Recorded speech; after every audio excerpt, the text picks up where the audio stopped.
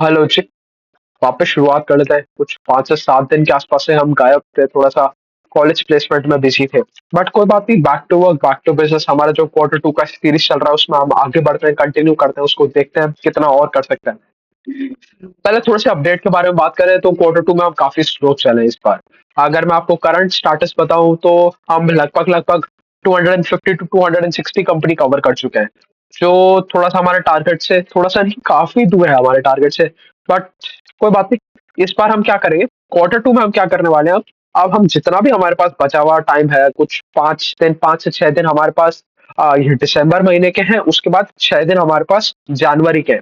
तो इस बार भी हम अपडेट्स के ऊपर ज्यादा ध्यान ना देते हुए हम कोशिश करेंगे कि हम जितनी ज्यादा कंपनी कवर कर पाए। तो उसके बाद थोड़े बहुत हमारे पास टॉपिक है कि एक एक हम किस तरीके से इन्वेस्टिंग कर सकते हैं, उन सारी चीजों को कवर करेंगे।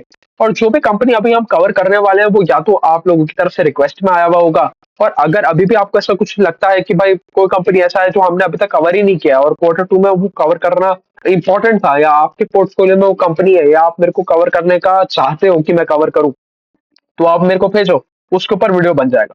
इन सारी कंपनी के अलावा कुछ 6 से 7 कंपनी और ऐसी है जो मेरे को इंपॉर्टेंट लगता है कि भाई बाजार को ट्रैक कर रहे हैं हम तो एक पूरे बाजार का फ्लेवर लेने के लिए, या एक पूरे बाजार का पर्सपेक्टिव लेने के लिए कि भाई किस तरीके का ग्रोथ आ रहा है बाजार में, उन 6 से 7 कंपनियों को ट्रैक करना इंपॉर्टेंट बन जाता है। तो उन 6 7 कंपनियों को ट्रैक करेंगे और उसके बाद हम अपना Q2 खत्म करेंगे।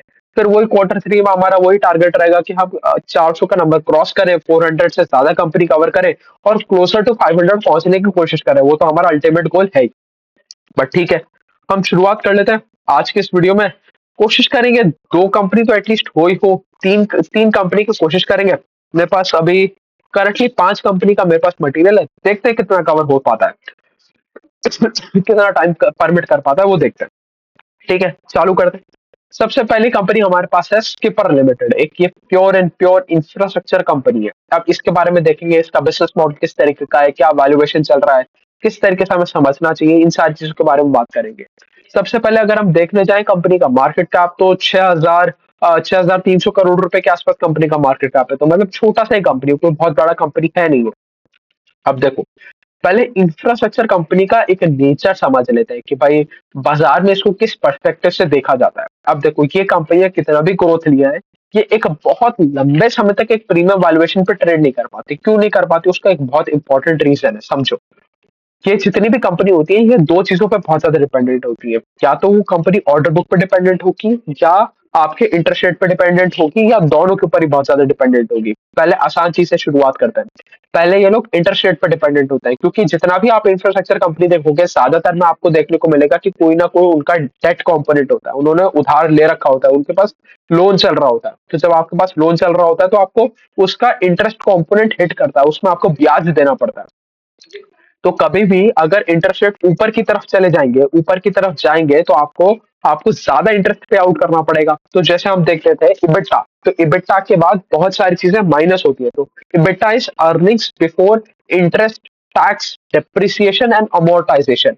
तो इबिटा के अंदर से आप इंटरेस्ट निकालोगे, टैक्स निकालोगे, डेप्रिसिएशन निकालोगे, अमोर्टाइजेशन निकालोगे। ठीक है, तो जैसे ही आपका इंटरेस्ट वाला कंपोनेंट बढ़ जाएगा, क्योंकि इंटरेस्ट रेट ज्यादा है, तो आप इबिटा पॉजिटिव तो शायद शायद हो सकते हो, बट आप पैट नेगेटिव हो जाओगे, आप घाटा करने लग जाओगे, क्योंकि आपका आपका इंटरेस्ट कंपोनेंट बढ़ रहा है।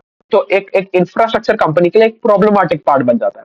वहीं अगर हम बात करें, जैसे इंटरेस्ट रेट नीचे आएंगे तो इनके लिए एक फेवरेबल सिचुएशन बन जाती है, क्योंकि एक तो इनको बाजार से और पैसा उठाने में मदद मिल जाती है, क्योंकि जब लो इंटरेस्ट रेट एनवायरमेंट होता है तब आपको सब सब लोन चेपने की कोशिश करते हैं।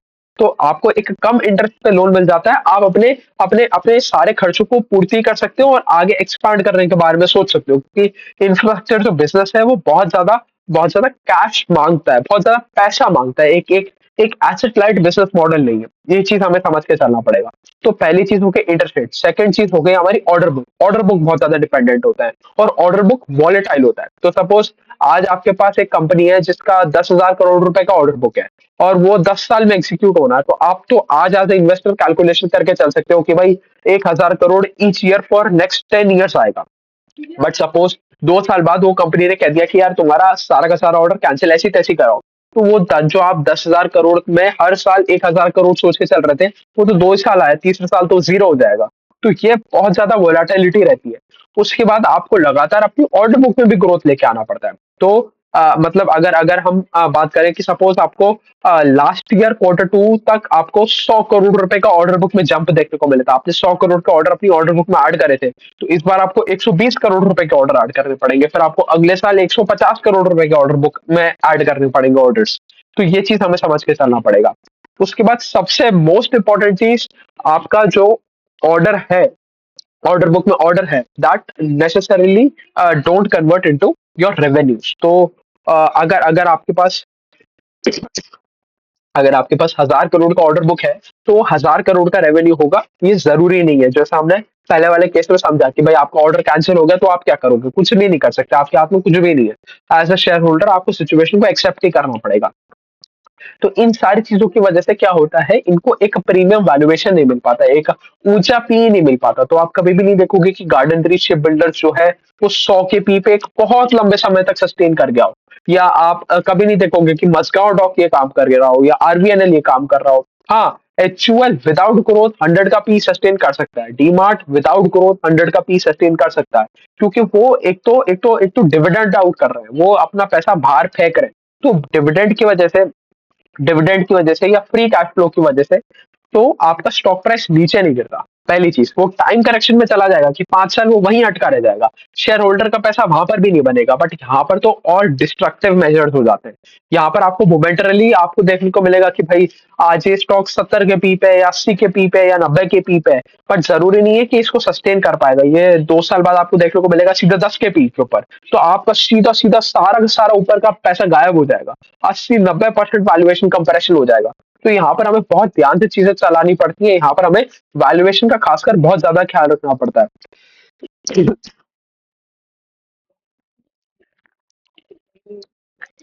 तो ठीक है, इसी चीज के साथ हम स्किपर के बारे में थोड़ी सी जानकारी लेने की कोशिश करते हैं। सबसे पहले हम देख लेते हैं कंपनी का रेवेन्यू किस तरीके का रहा। तो कंपनी ने रेवेन्यू ग्रोथ तो बहुत जबरदस्त किया, बहुत ही बेहतरीन किया। अगर हम टॉप लाइन के बारे में बात करें तो कंपनी का टॉप लाइन बढ़ा by 44% over Y Y level. और अगर हम पैट के बारे में बात करें तो पैट बढ़ा इनका 79% ओवर वाई वाई लेवल। तो एक आप बहुत अच्छे पेस पर अपनी टॉप लाइन को बढ़ा पा रहे हो, और जो आपका बॉटम लाइन है उस पर भी आपको ऑपरेटिंग लेवरेज देखने को मिल रहा है। तो यहाँ तक तो सारी चीजें ठीक दिख रही है, यहाँ तक तो हमें कोई कमी नहीं देखने को मिल रहा। अब हमारा गणित कहाँ चालू हो रहा है, हमें समझना है बिजनेस मॉडल किस तरीके से काम कर रहा है, और ये जो आप ग्रोथ लेके आ पा रहे हो इसका लॉन्जेविटी कितना है। क्या ये 10 साल तक आप इस ग्रोथ को सस्टेन कर सकते हो? क्या 10 साल तक आप 44, 45, 46% का सीएजआर मेंटेन कर सकते हो? इन सारी चीजों के बारे में हमें कहानी करनी है। अच्छा, उससे पहले एक और चीज ध्यान में रख लेते हैं। कंपनी अपना गाइडेंस देके चलता है 26% का, 25-26% के आसपास का गाइडेंस देके चल रहा है।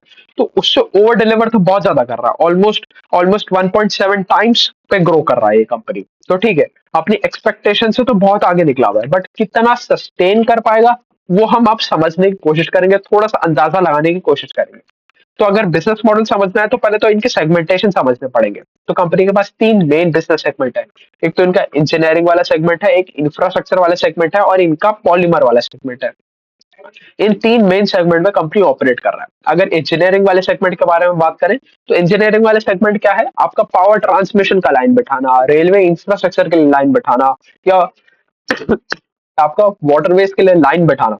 तो जो भी स्ट्रक्चर क्रिएशन वाला काम है ना, ये वाला आता है इंजीनियरिंग वाले सेगमेंट के अंडर, और ये ओवरऑल रेवेन्यू में 76% के आसपास का कंट्रीब्यूशन कर रहा है।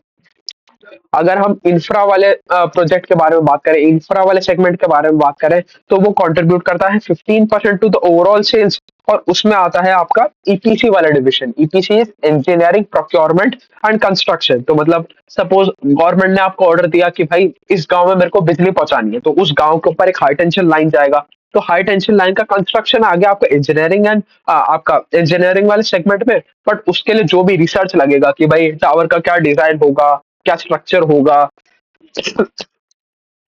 क्या आपका क्या मटेरियल रिक्वायर्ड होगा, कितना डेंसिटी का होगा, वो सारा आ गया आपका ये इंफ्रास्ट्रक्चर प्रोजेक्ट वाले डिविजन में, आपकी ईपीसी वाले डिविजन में।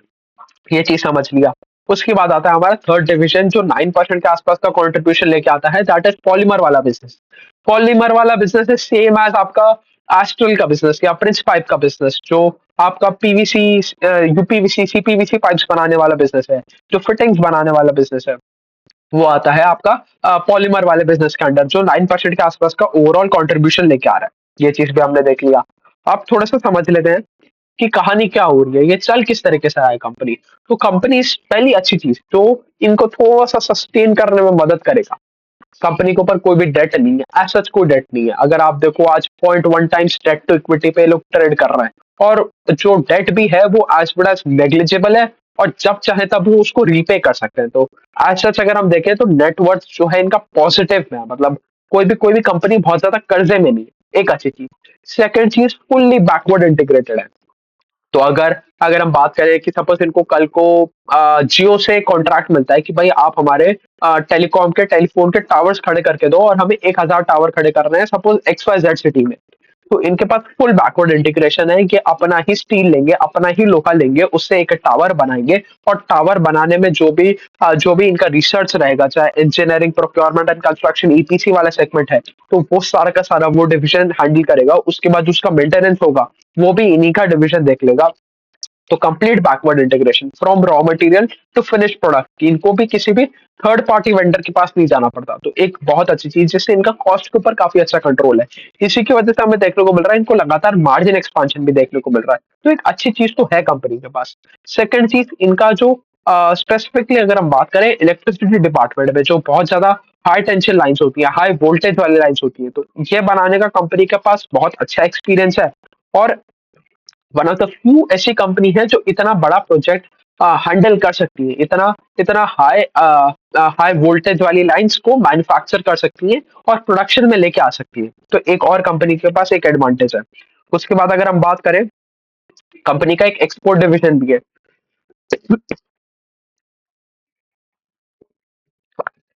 एक्सपोर्ट डिवीजन लगभग लगभग 20% के आसपास का कंट्रीब्यूशन करता है ओवरऑल सेल्स में। तो 80% आ गया आपका डोमेस्टिक से, 20% आ गया आपका एक्सपोर्ट वाले डिविजन में। और एक्सपोर्ट भी ये 50+ कंट्रीज में कर रहे हैं, चाहे वो नॉर्थ अमेरिका हो गया, साउथ अमेरिका हो गया, मिडिल ईस्ट हो गया, अफ्रीका हो गया, यूरोप हो गया, ऑस्ट्रेलिया हो गया। हर जगह ये लोग एक्सपोर्ट भी कर रहे हैं, वहां पर भी कोई इशू वाली बात नहीं है। बट मेन पॉइंट इज, आप एक इंफ्रास्ट्रक्चर कंपनी हो, आप ऑर्डर बुक डिपेंडेंट हो। तो अब ऑर्डर बुक की स्थिति देख लेते हैं क्या है। अगर हम देखें, कंपनी का अभी 6,590 करोड़, मतलब लगभग लगभग 6,600 करोड़ रुपीज के आसपास कंपनी का ऑर्डर बुक है। और उसमें से इन्होंने 1,660 करोड़, 1,660 करोड़ रुपीज के आसपास का ऐड किया है इसी क्वार्टर में। तो अच्छा ग्रोथ इन ऑर्डर, अच्छा ग्रोथ इन ऑर्डर बुक, और अच्छा ग्रोथ इन न्यू ऑर्डर। तो सारी चीजों में ग्रोथ आपको अच्छा देखने को मिल रहा है, वहां पर भी कोई प्रॉब्लम नहीं है। बट वो वापस वही पॉइंट, कितना सस्टेन कर पाएंगे, क्योंकि ये एक बहुत बड़ी प्रॉब्लमाटिक पार्ट बन जाती है।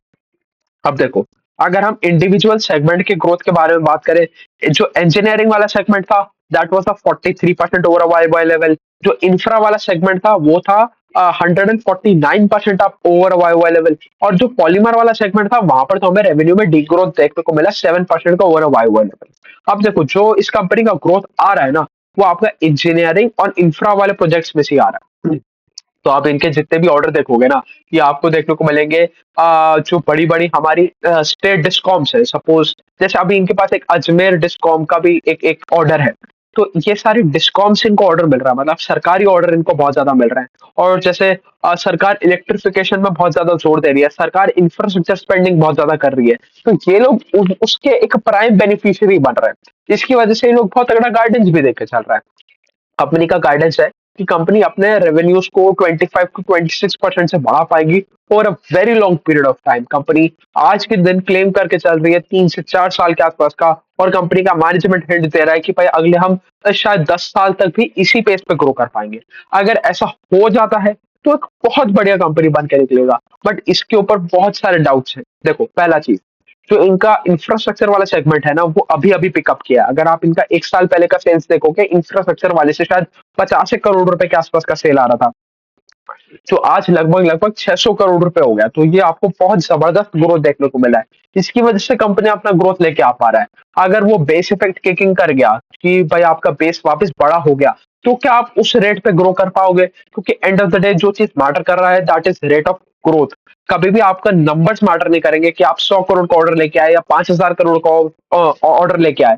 हमेशा मैटर ये करेगा कि आपने अपनी ऑर्डर को 10% से बढ़ाया या 100% से बढ़ाया या 1000% से बढ़ाया। तो परसेंटेज ग्रोथ मैटर करता है, एब्सोल्यूट अमाउंट कभी भी मैटर नहीं करता, तो उस चीज के ऊपर हमें ध्यान देना पड़ेगा। उसके बाद जितने भी इनके ऑर्डर हैं सारे सरकारी ऑर्डर हैं, और कभी भी ऐसा हो सकता है कि भाई अनसर्टेनिटी है बेसिकली, जो हम स्टार्टिंग से बात करते आ रहे हैं, पिछले 15 मिनट से हम बोलते जा रहे हैं कि भाई सरकार कभी भी ऑर्डर कैंसिल कर देती है। तो क्या एक ऑर्डर बुक वाली कंपनी को आज लगभग लगभग 60 के पी पे ट्रेड करना चाहिए या नहीं करना चाहिए का बहुत बड़ा क्वेश्चन मार्क है। अच्छा चलो अज्यूम करके चलते हैं, कंपनी तो बहुत कंजर्वेटिव होके 26% के आसपास का ग्रोथ अज्यूम कर रहा है। आज कंपनी 44% के आसपास का ग्रोथ करके लेके आए, सपोज हम 26% के आसपास ही कैलकुलेट करने का कोशिश करते हैं। अगर मैं आपको बताऊं, इन्होंने इस साल लगभग लगभग, अगर हम टीटीएम बेसिस पे देखें तो 4000 करोड़ रुपए के आसपास का कंपनी सेल कर चुका है। अगर हम लास्ट ईयर देखें तो 3300 करोड़ रुपीस के आसपास का सेल किया कंपनी ने। तो अगर हम बात करें 3300 करोड़ में, कंपनी का मैनेजमेंट कहता है कि हम 26% के आसपास का ग्रोथ करेंगे, तो 4200 करोड़ रुपीस के आसपास का कंपनी ग्रोथ अज्यूम करती है। इस साल कर लेगी, अगले साल कर लेगी, उसके बाद क्या? That is the main question. क्या आप इस ग्रोथ को सस्टेन कर सकते हो या नहीं कर सकते हो? अगर कर सकते हो तो आप 1 ईयर फॉरवर्ड अर्निंग्स ऑफ मिल रहे हो रफली 40 के। तो 40 के पी पे एक ऐसा कंपनी जो 25-26% के आसपास का ग्रोथ कर रहा है, तो कोई बुरा नहीं लगता। बट वही कंपनी अगर ऑर्डर बुक वाले पचड़े में फंस गया, उनके पास ऑर्डर बुक नहीं आया, वो ग्रोथ गायब हो गया, तब क्या करेंगे हम? क्योंकि ये सेक्युलर ग्रोथ कंपनी तो है नहीं, तो हमें यहाँ पर बहुत ज्यादा ध्यान रखने की जरूरत है। तो चलिए, मोटा मोटी यही थी कहानी स्किपर लिमिटेड के बारे में। अभी के लिए तय रखते हैं। Thank you.